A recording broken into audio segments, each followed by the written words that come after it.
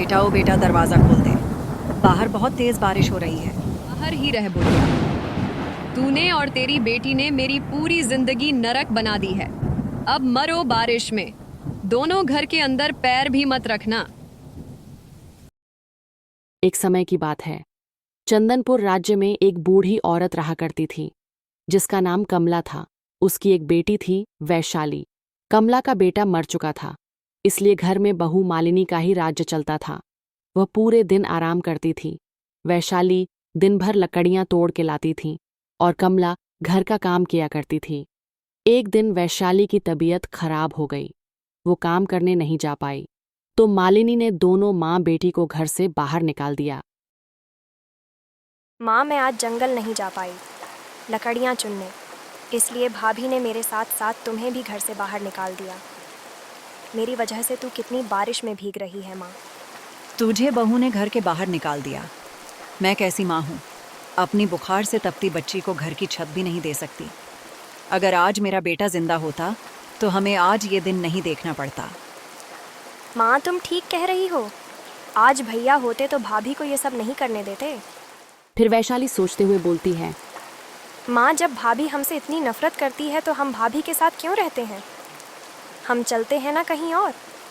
वैसे भी पूरे घर का काम तू अकेले करती है, मैं बाहर का करती हूँ। बस एक सर पे छात तो नहीं है, वो भी एक ना एक दिन हम बना ही लेंगे। भाभी की चार बातें तो नहीं सुननी पड़ेंगी ना रोज रोज।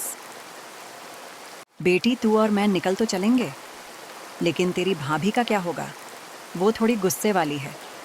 बेटा तो पहले ही चला गया, अब अगर हम भी उसका साथ छोड़ देंगे तो वो अकेले क्या करेगी? ये रोज की बात हो गई थी।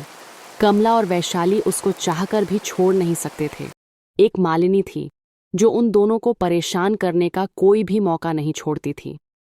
पूरी रात दोनों माँ बेटी बारिश में भीगती रही और वैशाली का बुखार और भी ज्यादा तेज हो गया। वहीं दूसरी तरफ जमींदार के घर में एक मोहिनी नाम की औरत रहती थी। वो अपने पति चमन के साथ घर में बैठी रो रही। आज पूरा 1 साल हो गया है जी, मम्मी जी को हमें छोड़कर गए हुए। कभी कभी सोचती हूँ वो दिन भी कितना अच्छा था जब हम पूरे परिवार के साथ खुश थे।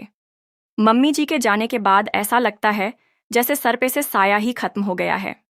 परेशान नहीं हो, वो जहां भी हैं खुश हैं। परेशान नहीं हो, वो जहां भी हैं खुश हैं। और ऊपर से तुझे ऐसे रोते हुए देखेंगी तो उनको बुरा लगेगा। कभी कभी तो मुझे ऐसा लगता है जैसे मैंने अपनी माँ नहीं खोई, तूने तेरी माँ को खोया है। वो तो समझने की बात है जी, सांस भी माँ से कम नहीं होती। ये बात तो तुम ठीक कह रही हो।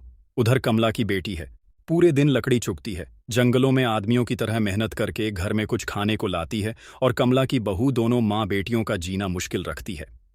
तो जी उनको अपने घर ले आइए ना। हमारे घर में फिर से माँ की आहट होगी, एक छोटी बहन का प्यार होगा। ऊपर वाले का दिया हुआ सब है, हमारे पास किसी भी चीज की कमी नहीं है जी। कैसी बातें करती हैं? परिवार परिवार होता है। कमला की बहू कुछ काम नहीं करती, ना बाहर का ना घर का। वो भूखी मर जाएगी। करना तो उसको कुछ है नहीं, बस उसको ताने मारने आते हैं और सास ननद पे जुल्म करना। कमला सब कुछ कर सकती है, परंतु अपनी बहू को कभी अकेला नहीं छोड़ सकती। उधर जैसे ही बारिश रुकी, तब सुबह हो चुकी थी। मालिनी ने दरवाजा खोला और वैशाली से बोली, सुबह हो गई है, अब जल्दी से जंगल जा या किसी के खेतों में जाकर कुछ सब्जियां मांग के लाना। घर में कुछ ढंग का लेकर घुसना नहीं, तो कल रात की तरह आज भी बाहर ही सोना पड़ेगा, समझी? बहू वैशाली पूरी रात बुखार से तड़प रही थी। मेरी बच्ची कल रात एक पल के लिए भी नहीं सोई है। उसको घर के अंदर आने दे, कुछ आराम करेगी तो उसका बुखार उतर जाएगा। वैशाली की जगह मैं काम पर चली जाती हूँ बेटी। हाँ हाँ बुढ़िया, तेरे लिए घर के अंदर बहुत सारे काम हैं। बर्तन मांज ले, थोड़ा खाना पका ले। भूख से जान निकली जा रही है महारानी। कमला की लाख कोशिश के बाद भी मालिनी ने वैशाली को आराम नहीं करने दिया और काम पे भेज दिया। उधर मुखिया सभा में बैठे हुए थे। तभी एक बुढ़िया कांता सभा में आई और बोली, मुखिया जी, पूर्णिमा की 11 तारीख को तुम्हारी मृत्यु हो जाएगी। उतना ही नहीं, आज से ही तुम्हारी हवेली में इसकी तबाही शुरू हो जाएगी। मुखिया यह सुनकर बहुत परेशान हो गया। उसने सामने देखा जहां एक बूढ़ी औरत खड़ी थी। उसकी आंखों में एक अजीब सा डर था। जिसको देखकर मुखिया थोड़ा सा डर गया। उस बुढ़िया ने मुखिया को कुछ बोलने का मौका भी नहीं दिया। कौन हो तुम और ऐसे कैसे बोल सकती हो? भला हमारी मृत्यु क्यों होगी? हम तो तंदुरुस्त हैं। मैंने अपनी तंत्र विधि से सब कुछ पता लगा लिया है। तुम पे संकट का बहुत बड़ा पहाड़ टूटने वाला है।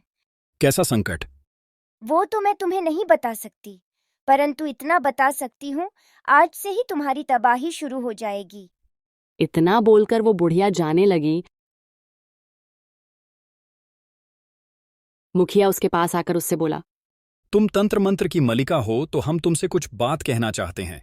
तुम चाहे कुछ भी कहो, हमको तुम्हारी बात पर विश्वास नहीं है, नहीं तो हम क्रोध में आकर तुम्हें कुछ भी कर बैठेंगे।